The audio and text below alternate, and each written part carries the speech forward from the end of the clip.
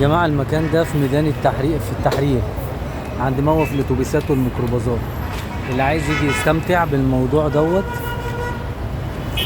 اجمل سرب حمام معمول في الشارع.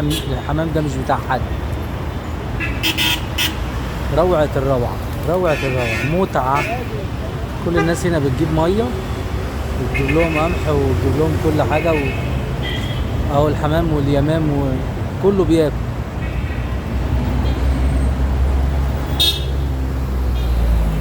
شيء جميل. كمان الحنطورة اهو.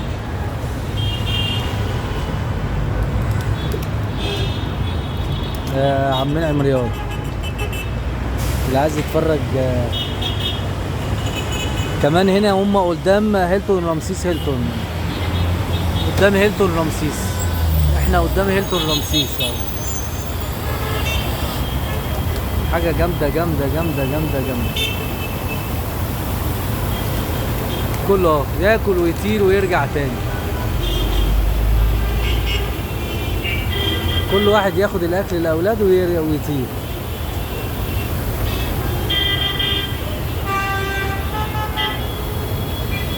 اوه، شفت الحمام اللي داخل عليا ده؟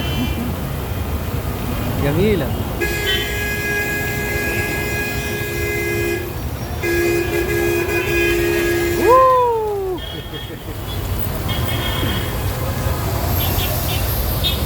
شفتوا الحتة الجامدة دي؟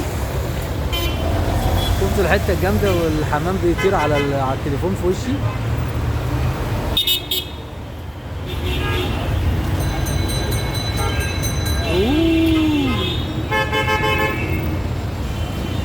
وادي المية بتاعتهم، كله حاطط لهم مية. عاملين غية في الشارع، غية في الشارع، مش غية في البيت، غية في الشارع. حاجة ايه جميلة.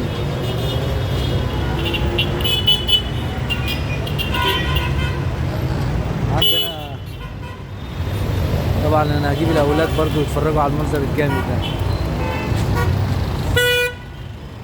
انا هجيب الاولاد يتفرجوا على المنظر الجامد. الراجل الطيب ماسك الشوال بياكلهم اهو. بصوا هيحدف لهم اهو. اهل الخير لسه موجودين. الناس بتحس بمتعة وهم بيعملوا كده. مش حمام للاكل ولا حاجة، ده حمام للمنظر.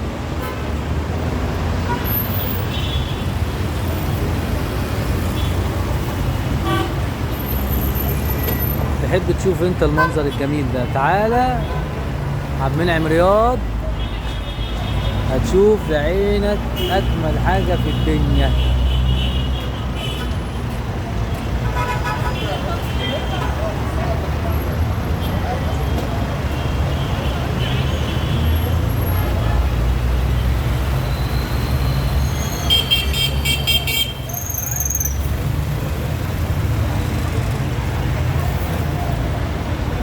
الناس بتتصور جنبهم. الناس بتتصور جنبهم ببلاش. اليمامة دي بتستفيد.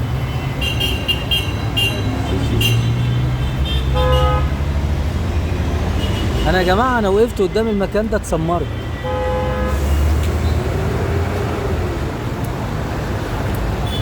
اللي عايز يركب الترومايه اهو جاهز اهو. الحنطور اسف. الراجل بيديله ببلاش اهو كده وياكل.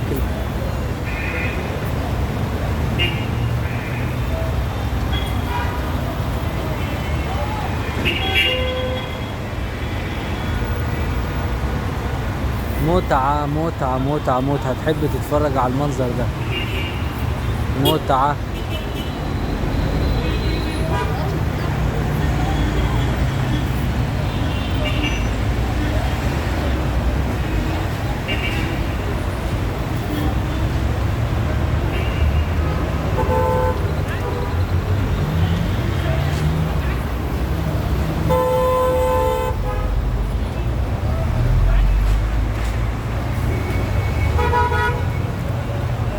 طبعا انا استمتعت بالمنظر، واقول لكم السلام عليكم ورحمة الله وبركاته.